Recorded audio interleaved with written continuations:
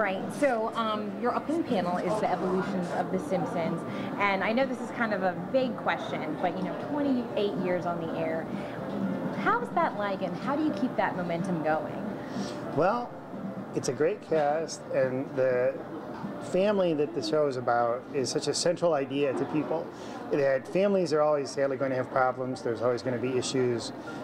Since the show started, one issue is like the over-medication of kids, and things that were just sort of like, oh, the kid's rambunctious now is like a big thing, and you got to treat it. And we're pitching a story where now people go, oh, if your kid goes to the park when he's 10, you can be arrested for abandonment. There's all sorts of things that happen that you go, these would be good for satire, and that's the way I think the show stays fresh.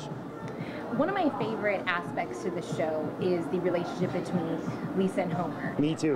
My favorite episode is Lisa's wedding, and there's that beautiful moment at the end where you see them come together. I don't want to spoil anything, but it makes me tear up every time.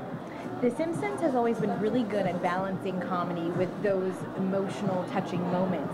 How do you think that is important to the storytelling? Oh, huge, because people invest in them as characters, and the most important thing we can do is keep the people watching the show related to the characters. And I have to give a lot of credit to Dan, who does Homer, Castellaneta, and Yardley Smith, who does Lisa, because they're just so great with their voices at making you really believe that Lisa's crying or Lisa's unhappy, and Homer, his world falls apart because his daughter's sad. And it's wonderful every time we do it.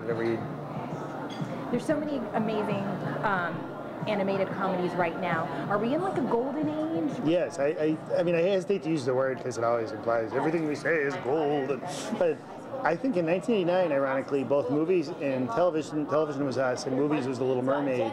Suddenly animation just like exploded into something that, now it was like a sort of cartoons are for kids to, everybody wants to see a great animated film or television show.